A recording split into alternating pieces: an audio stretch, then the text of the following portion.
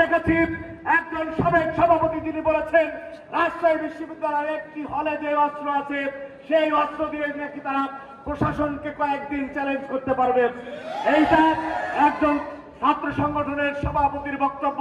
সুতরাং ঈমান আকীদার আলাপ বাদ দিয়ে আপনাদের যে বাস্তব চরিত্র সেই চরিত্র এখন সাধারণ শিক্ষার্থীদের সাথে উন্মোচন করার সময় এসেছে। এবং আপনাদের কাছে যেহেতু রাজশাহী বিশ্ববিদ্যালয়ে রাজশাহী জেলা এবং মহানগরের নেতৃবৃন্দ আছে, আপনাদের কাছে অনুরোধ থাকবে, আমরা দেখেছি এই সংগঠন যারা বাংলাদেশের যেই জায়গায় অন্য ক্যাম্পাস থেকে অপেক্ষাকৃত শক্তিশালী সেইখানে তাদের আসল চরিত্র উন্মোচিত হচ্ছে। আমরা দেখেছি তারা 5 আগস্টের পরবর্তী সময়ে চট্টগ্রামের মহসিন কলেজে এবং চট্টগ্রাম কলেজে ইসলামী ছাত্র শিবিরের নেতাকর্মীরা আমাদের সাধারণ শিক্ষার্থীদেরকে ক্যাম্পাস থেকে বের করে দিয়েছে। ছাত্র দলের যারা রাজনীতি করে তাদেরকে ক্যাম্পাস থেকে বের করে দিয়েছে।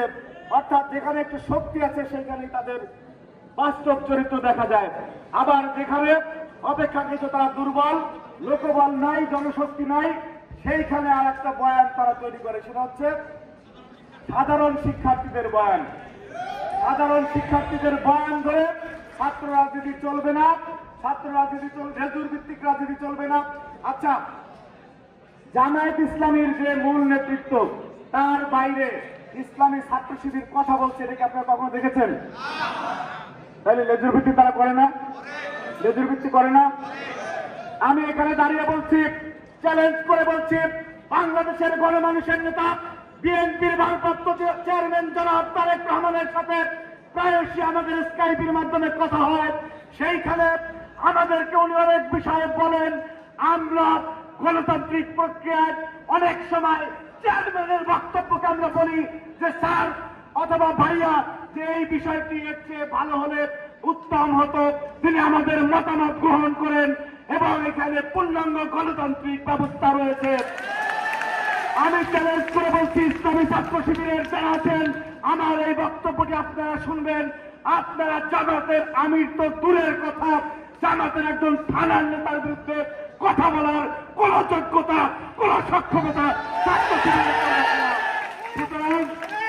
সুতরাং গণতন্ত্র কোথায় রয়েছে? গণতন্ত্র রয়েছে শহীদ রাষ্ট্রপতি জিয়াউর রহমানের মধ্যে, যেই নেতা বহুদলীয় গণতন্ত্র প্রবর্তন করেছিলেন। গণতন্ত্র রয়েছে আপসীন দেশনেত্রী বেগম খালেদা জিয়ার মধ্যে, যিনি সংসদীয় ব্যবস্থা তৈরি করেছিলেন। গণতন্ত্র রয়েছে তারেক রহমানের মধ্যে, যিনি তৃণমূল থেকে কেন্দ্র পর্যন্ত প্রত্যেকের মতামতকে গুরুত্ব দিয়ে থাকেন। আপনাদের মধ্যে কোনো গণতন্ত্র নাই, আপনারা চাপিয়ে দেওয়া সিদ্ধান্তই পালন করেন। আর টেলিভিশন টক শোতে, সামাজিক যোগাযোগ মাধ্যমে ভুল আইডি তৈরি করে তারপরে বিভিন্ন ন্যারেটিভ তৈরি করে লেজুর ভিত্তির বয়ান দিয়ে থাকছেন। ধিক্কার জানাই আপনাদেরকে। ইসলামী ছাত্র শিবির বাংলাদেশের সবচেয়ে লেজুর ভিত্তিক ছাত্র সংগঠন। এই উপস্থিতি, আমরা এখন মিলাদ হবে। আর একটি কথা বলে, 5 আগস্টের আগে জুলাই গণঅভ্যুত্থানে জাতিসংঘের ইউনিসেফের তথ্য অনুযায়ী 74 জন নিষ্পাপ শিশুকে খুনি হাসিনা এবং তার চেলা চুপন দ্বারা গুলি করে হত্যা করেছে। 184 জন শিশু কিশোরকে হত্যা করেছে। আপনাদের বিবেককে প্রশ্ন করতে চাই, বাংলাদেশের কোন প্রান্তে, টেকনাফ থেকে তেতুলিয়া, আপনারা কি দেখেছেন আওয়ামী লীগের কোন নেতাকর্মী এবং অঙ্গ সহযোগী সংগঠনের কারো ভিতরে কোন অনুশোচনা বোধ আছে যে আমরা এতগুলি মানুষকে হত্যা করেছি? অনুশোচনা আছে? সুতরাং আওয়ামী লীগের বিষয়ে কোন ধরনের আলাপ চলবে না। আওয়ামী লীগকে বৈধতা দেওয়ার জন্য যেই জামাত শিবির চক্র নিজেদের লোকবল বাড়ানোর জন্য, জনশক্তি বাড়ানোর জন্য আওয়ামী লীগকে প্রশ্রয় দিচ্ছে, তাদেরকে সেই পথ থেকে ফিরে আসার আহ্বান জানাচ্ছি।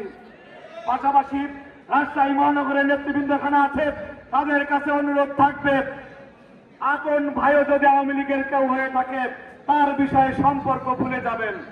দয়া করে আওয়ামী লীগের সাথে কারো কোনো ধরনের সম্পর্ক থেকে থাকলে সেইটা পরিহার করতে হবে। বাংলাদেশের সাধারণ শিক্ষার্থীদের রক্তরঞ্জিত ওই হায়নাদের সাথে জাতীয়তাবাদী আদর্শের কোন নেতা কর্মীর কোন সম্পর্ক থাকতে পারে না বিশ্বাস করে। সুতরাং তাদের সাথে কোন ধরনের কোন আলাপ থাকবে না। আগে আওয়ামী লীগের বিচার হবে, হাসিনা সহ তার চালাচু বান্দার বিচার হবে, তারপরে আমরা ভেবে দেখব আওয়ামী লীগ রাস্তাঘাটে ওঠার যোগ্যতা রাখে কি রাখে না। তার আগে তাদের সাথে কোনো ধরনের কোনো কথাবার্তা হবে না।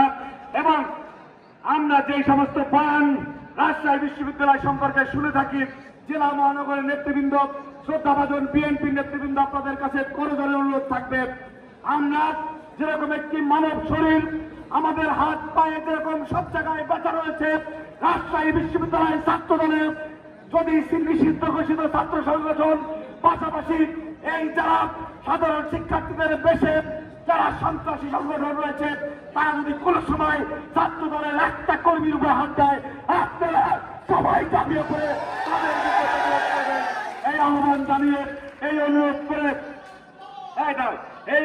করে আমরা বাংলাদেশের জাতীয়তাবাদী শক্তি একটি পরিবার, এই পরিবারে তারেক রহমানের বিষয়ে, ছাত্র দলের বিষয়ে, বিএনপির বিষয়ে কোন ধরনের মত পার্থক্য, কোন ধরনের ইখতিলাফ থাকবে না। এবং তারেক রহমানের নেতৃত্বে আগামীতে আমরা জনগণের সরকার প্রতিষ্ঠা করব। সেই আন্দোলনে সবাইকে কাঁধে কাঁধ মিলিয়ে আপন ভাইয়ের মতো অংশগ্রহণ করার অনুরোধ জানিয়ে বিদায় নিচ্ছি।